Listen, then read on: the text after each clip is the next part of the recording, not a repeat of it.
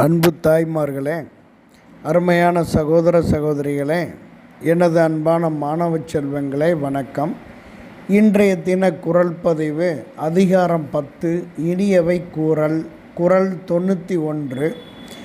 இன் சொலால் ஈரம் அலையி படிறு இலவாம் செம்பொருள் கண்டார் வாய்ச்சொல். மீண்டும் சொல்லுகிறேன். இன் சொலால் ஈரம் அலையி படியிலாவாம் செம்பொருள் கண்டார் வாய்ச்சொல்.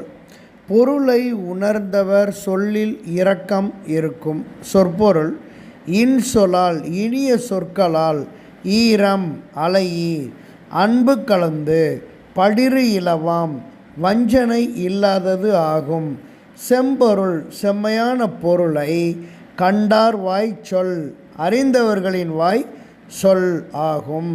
பொருள்: அறச்செயலை கையாள்பவரின் வாயிலிருந்து பிறக்கும் சொல் அன்பு கலந்து உள்நோக்கம் என்னும் வஞ்சனை இல்லாமல் செம்மையான பொருளை தருகின்ற சொல்லே இனிய சொல் ஆகும். சான்றுக்காக கீழே உள்ள கதை எடுத்தளப்படுகிறது. மனநிலை பாதிக்கப்பட்ட ஒரு கர்ப்பிணி பெண்ணொருத்தி முன்னொரு காலத்தில் ஒரு வனாந்தர பகுதியில் உள்ள சோலைக்குள் ஒரு அழகான ஆண் குழந்தையை பெற்று அதனை அங்கேயே விட்டு சென்றாள். சோலைக்குள் புகுந்த பசு ஒன்று அக்குழந்தைக்கு பால் வார்த்து 7 நாட்கள் பாதுகாத்து பராமரித்து வளர்த்தது.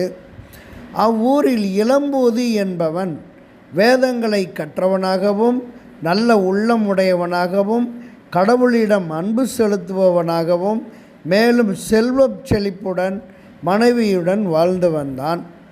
ஆனால் கணவன் மனைவிக்கும் ஒரே ஒரு குறை மட்டும் இருந்தது. அது பிள்ளை இல்லாத குறை. அவர்கள் இருவரும் ஒரு நாள் வனாந்தரத்தில் நெடுந்தூரத்தில் உள்ள கோயிலுக்கு செல்ல அந்த வனாந்தர வழி பயணம் செய்தார்கள். அவர்கள் சோலையில் வழி போகும்போது அவர்களுக்கு நல்ல காலம் காத்து கிடந்தது. அவர்கள் இருவரும் பசு குழந்தைக்கு பால் வார்ப்பதைக் கண்டு அதிசயத்து நின்று அக்குழந்தையை தூக்கினார்கள். குழந்தை இல்லாத அவர்களுக்கு அழகான அந்த ஆண் குழந்தை கிடைத்ததால் ஆனந்தம் அடைந்தார்கள். இளைய ஞாயிறு போல குழந்தை செக்கச் செவேரென்று இருக்கிறதே என உள்ளம் மகிழ்ந்தனர். கடவுளை நம்பினோர் கைவிடப்படோர் என்றும் அடியார்களுக்கு திருவருள் செய்த இறைவனுக்கு என்ன கைமாறு செய்வோமோ என பொன்மொழிகளை கூறினர். இதுவரை அன்போடு பசு குழந்தையை காப்பாற்றியது. இனிமேல் நம் கிளை பொழிக என்றும் நம்பி நீடு வாழ்க என்றும் அன்பு மொழியில் பகிர்ந்தனர். பசுவை தடவி கொடுத்து, பசுவே இக்குழந்தையை எங்களுக்கு கொடுத்த உன்னை என்றும் நாங்கள் மறக்க மாட்டோம்.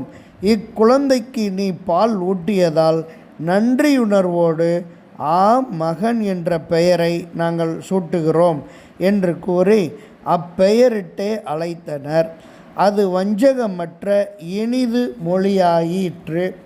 அதனால் நல்லவர்கள் வாயிலிருந்து பிறக்கும் சொல் இனிமை பயக்கக்கூடியதாக இருக்கும் என இக்குறளை இயற்றியுள்ளார் வள்ளுவர். நன்றி. மு. சமுத்திரம், ஆசிரியர்.